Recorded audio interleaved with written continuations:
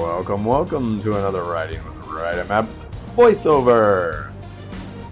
So, this is early on the third day of the EveRide Loop Tour. And we wanted to get up early because it gets hot in July in Utah, southern Utah. And just riding out there this morning, I've got I think I've got something on underneath my jacket and my winter gloves. And right here I decided to pull over and take some shots because the sun just looks fantastic right now. These are some of my favorite shots that I took on the trip.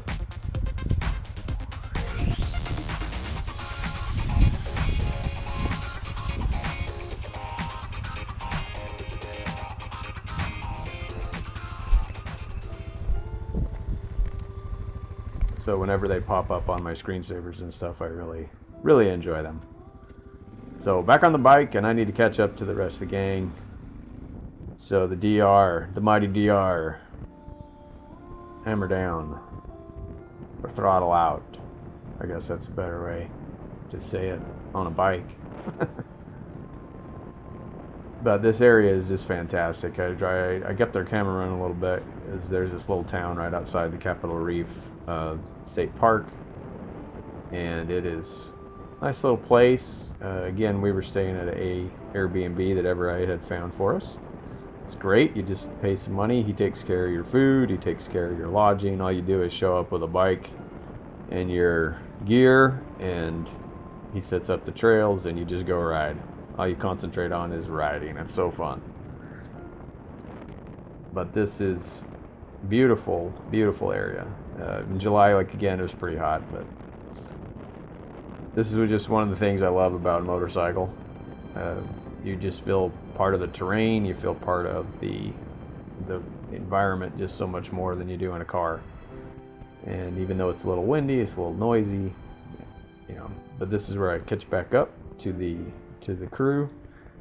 I can't remember the speed limit. There's a speed limit sign just went by right there, but I caught back up, and you can see I mentioned in the previous video that we had got through some rain on the way back, which is kind of rare for southern Utah in July, but you can see puddles on the road and stuff.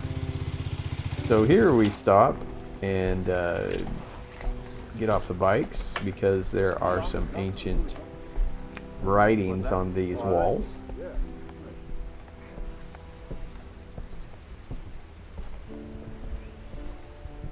Some pictographs, or they're not hieroglyphs, but there's some stuff you can check out here in Capitol Reef. I kind of look at this sign. I don't know if I stay on it long enough that you can read it. Pause, zoom in, or you can just Google it and have the AI read it to you.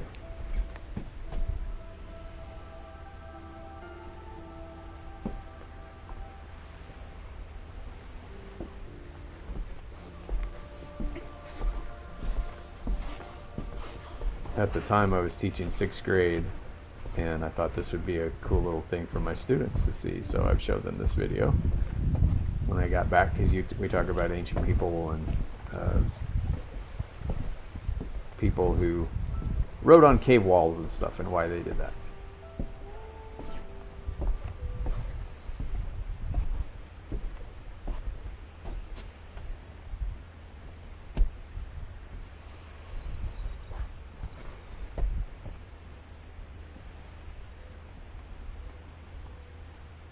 I wonder if hundreds of years from now, all the graffiti that people draw all over the place, thousands of years from now, people are going to be like, look at these intelligent people who have written all over these walls.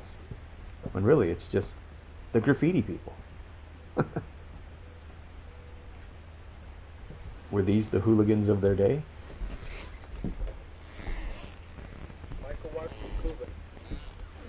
My name is Rick Pickabit.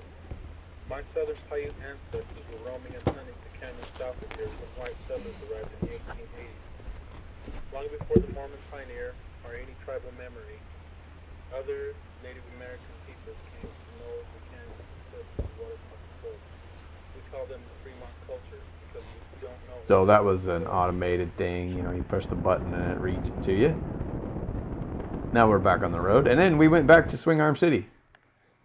And today, I decided I'd pull up some old AMAP tricks from the past.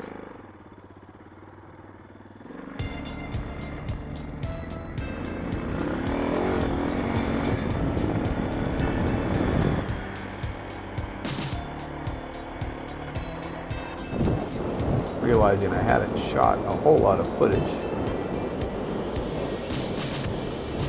I thought I would do some fun stuff with the cameras that I haven't done in quite a while. Ta-da! Look at that. It's rear view camera time. Unfortunately, I didn't have them the day before when we were out here at Swingarm City. And we already had explored one of those areas, so we thought we'd try a different area. And again, the rain had made it a bit more muddy, but that was good because it kept the dust down.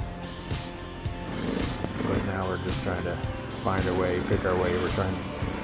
Thought we might find some more fun things.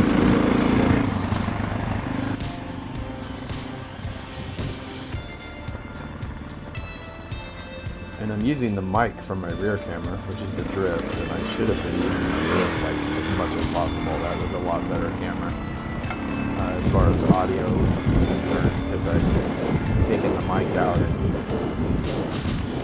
and wired in. I soldered in. I took the microphone out of its case and I put the foam around it and put a little dongle on it. You could actually kind of see it flying around every now and then because I didn't get it tucked into my helmet very well.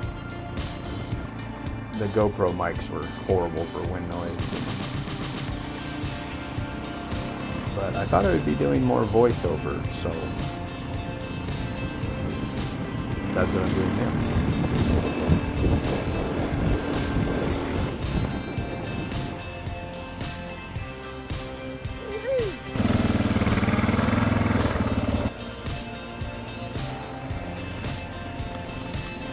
This place is a lot of fun. It's just like a roller coaster with handlebars. You just decide where you want to go and let her rip.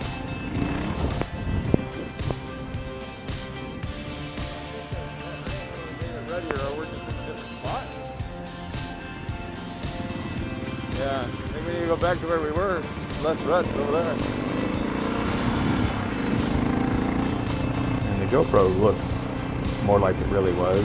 I don't know why the drift is making it more red. It might be something I did on the camera. It had a setting. I don't know.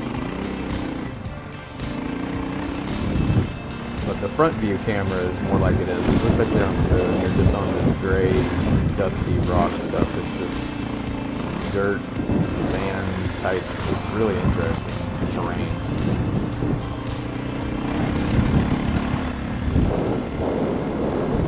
But we were there early trying to beat the heat. And we're all on comms. EveRide provided all the comms for everybody. I wish I had the audio off those comms because they did a fantastic job of not having wind noise. I thought yesterday was a little cooler.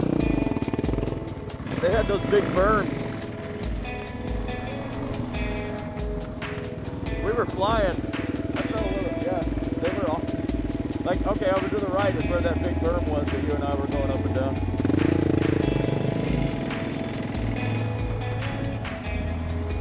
When I said cooler, I meant like more exciting, more fun to ride, not temperature-wise.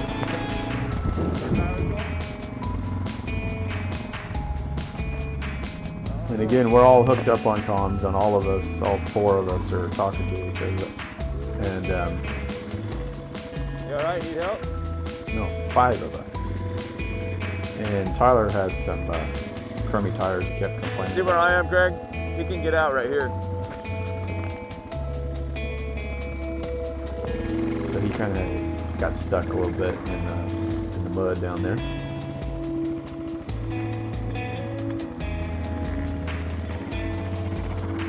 But I think we were running cardio headsets. And again, I was just I've never. How did you get over? I'm used to running Cenas, and they did a terrible job about wind protection. I thought it was the mic, like the foam that you put on the end of it and stuff, that keep it from being all wind noise. Go, dude. But apparently there's a lot of electronics in that cardio that take away all that wind noise, where you just hear the voices. Pretty awesome.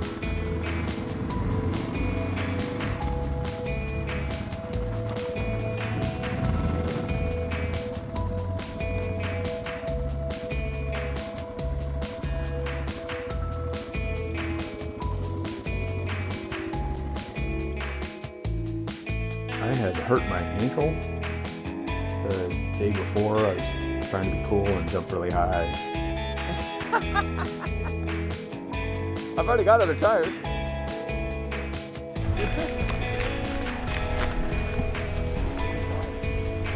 And so I wasn't real quick to jump in and help.